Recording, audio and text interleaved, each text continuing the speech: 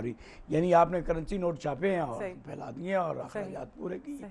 अब उसका नतीजा ये है कि जब आप मसनूई तौर पर करेंसी लाएंगे और हुकूमत ही लाएगी तो फिर पैसा कसरत से हो जाएगा, अशिया की कीमतें महंगी ज़्यादा हो जाएंगी और वो दस्तयाब भी नहीं होंगी।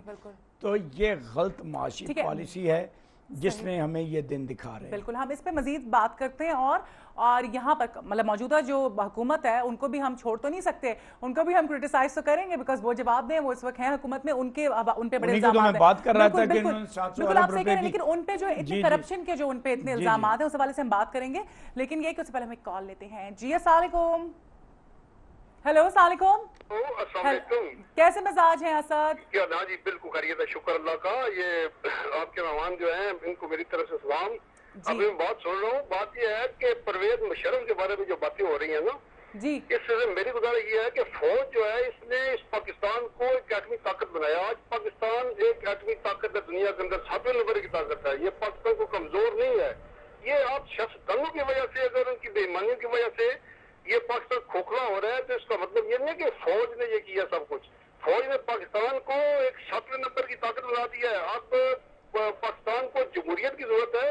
इंशाल्लाह फौज जो है वो बेहतरीन जमहूरियत यहाँ पे बनाएगी। अब ये जो जमहूरियत चल रही है ये भी परवेज मुशर्रफ की वजह से ही चल रही है। उसकी असम्बली वह असम्बली है जिसने 5 साल पूरे किए। अब ये भी असम्बली इंशाल्लाह 5 साल पूरे करेगी। कोशिश तो ये करनी चाहिए, आप मीडिया के एंकर पर्सन जो है वो मौजूदा जो सियासतदानों की हैं खपरे और उनकी जो है फेरियां और बेईमानियां, इनको एक्सपोर्ट करना। लेकिन आप बहुत शुक्रिया बिल्कुल आपने दुरुस्त फरमाया, लेकिन मुशर्रफ आपको में छोटी सी दुआ करूंगा। हाँ जी, मैं ये बात करूंगा इसमें कि अब ये देखे, इधर हमारे N68 में एक इलेक्शन हुआ, ये जिमनी बाई इलेक्शन, उसमें जनरल इलेक्शन जो था, जनरल इलेक्शन उसमें वो जवेद हुसैन शाह साहब जीते जिन्होंने 7,000 वोट लिए।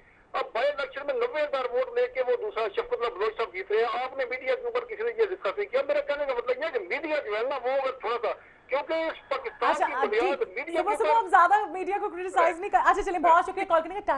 टाइम कम रह गया वरना मैं पूरी बात आपकी सुनती, कॉल लंबी हो गई थी। अच्छा, बात सारी ये है कि देखिए मुशर्रफ साहब को हम कैसे भूल सकते हैं, वो हमारे सदर थे और बाकी ऐसा तो नहीं है कि उन्होंने कुछ नहीं किया। उन्होंने यकीनन जो उनकी गलतियां थी उनको डिस्कस करना भी हमारा फर्ज बनता है। और अब क्योंकि वो पार्टी अनाउंस कर दी अब तो ज्यादा बनता है। जी, बड़ी अहम बात यह है कि फौज को कोई तनकीद नहीं कर रहा। फौज की फौज ने इस मुल्क की वाकई खिदमत की है और दुनिया के हर मुल्क की आज़ाद मुल्क के पास एक फ़ौज होती है और वो फ़ौज जो है वो मुल्क की सरहदों का दफ़ा करती है। हमारी फ़ौज भी माशाल्लाह हमारी सरहदों का दफ़ा करती है, लेकिन फ़ौज का काम, बल्कि फ़ौज के किसी फ़ौजी कमांडर का और आर्मी चीफ का काम ये नहीं है कि वो फ़ौज की ताकत से नाजायज़ फ़ायदा उठाकर ख़ुद इक़्तिदार पर कब्ज़ा कर ले। तो जो चीज़ जिसको हम हद पे तनकीद बना रहे हैं वो आर्मी चीफ है जिसने इक़्तिदार पर नाजायज़ कब्ज़ा किया था। बाकी जहाँ तक सियासतदानों की करप्शन और नाअहलियों का ताल्लुक है, सबसे ज़्यादा मीडिया ही उन्हें मीडिया दिखाता है। मीडिया ना दिखाए तो आपको पता कैसे चले? सबसे ज़्यादा मीडिया ही उन पर तनकीद कर रहा है। तो ये तनकीद जारी भी रहनी चाहिए ताकि दूध का दूध और पानी का पानी होता रहे और लोग असल हक़ाइक़ से लोगों को एटलीस्ट पता तो चले कि हो क्या रहा है, होते रहें। बिल्कुल। और आप ये देखिए कि जब कोई फौजी बरसर इक़्तिदार आता है तो वो 8-8, 10-10 और 11-11 साल हुकूमत करता है और पहले से ज्यादा मुल्क का सत्यानाश करके चला जाता है। ऐसा ही देखने में आया माजी को। लेकिन जो सियासतदानों की हुकूमत है, सियासतदानों ने हमें ग्वादर लेकर दिया।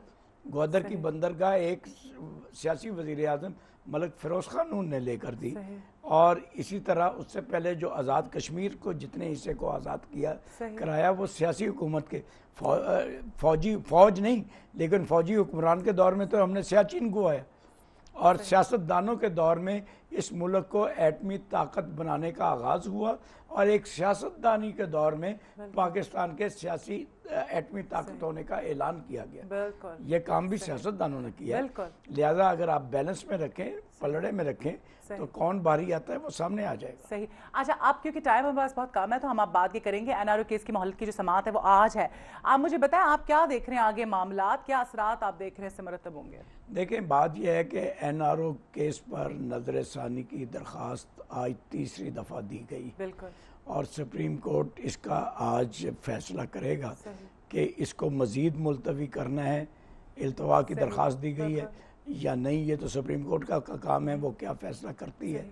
लेकिन ये है कि हुकूमत का रवैया बड़ा अजीब व गरीब है कि जब ये पिछले साल 2009 में NRO का केस 17 रुकनी फुल बेंच के सामने ज़ेरे बहस था तो हुकूमत ने इसका दफा नहीं किया था।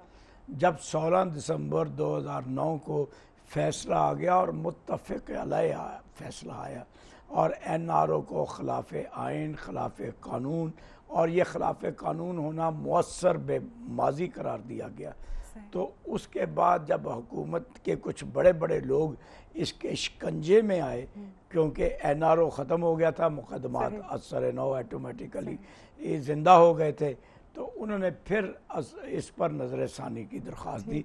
पहले इसको कंटेस्ट ही नहीं किया और जब 16 दिसंबर को फैसला आया तो इसको कबूल किया और कहा जी ये बहुत अच्छा और तारीख़ी फ़ैसला है।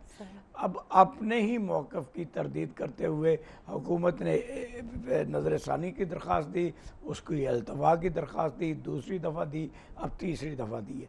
अब तीसरी दफ़ा देने का बज़ाहिर मकसद जो हुकूमत का लगता है वो ये लगता है कि परसों 13 अक्टूबर को हुकूमत ने हुकूमत को जो मोहलत सुप्रीम कोर्ट ने दी थी कि वो मुकदमात की ख़त लिखने में स्विस अदालतों को ख़त लिखने की समरी पेश करे, तो वो समरी पेश करनी है और समरी पेश करते वक्त हुकूमत ने कहा था कि पहले नज़र सानी की दरख्वास्त का फ़ैसला हो ले।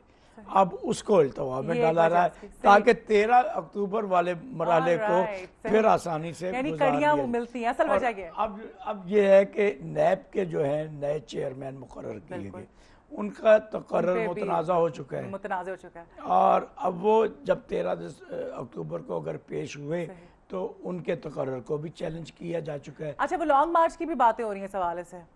देखिए, लॉन्ग मार्च के लिए तो वो पंजाब के वज़ीर आला शहबाज शरीफ ने कहा है कि हम अगर लूट मार का यही सिलसिला जारी रहा तो हम लॉन्ग मार्च करेंगे। उन्होंने कहा एक लॉन्ग मार्च देखिए ऑलरेडी बड़े तंग आए हुए, आपको लगता है ऐसा? तो आप बताएं कि प्राडो पर आएंगे या हेलीकॉप्टर पर आएंगे?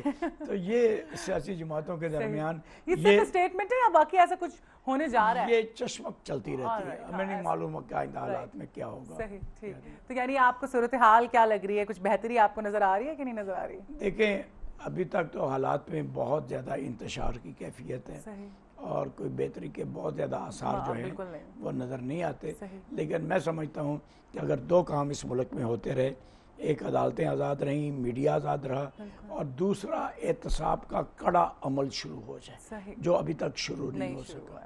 अगर एहतसाब का बिल जो है इत्तफाक राय से मंजूर हो और अकाउंटेबिलिटी कमीशन ऐसा हो जिस पर सबको एतमाद है, तो फिर आप देखिएगा कि बेहतरी क्या इंशाल्लाह अल्लाह करे बेहतरी आ जाए, हम दुआ ही कर सकते हैं। आपका बहुत शुक्रिया और बहुत उम्दा गुफ्तगू आपने की। यहाँ पर वक्त हो गया एक ब्रेक का और हमारे साथ ही रहेगा, ब्रेक के बाद बाहर आते हैं।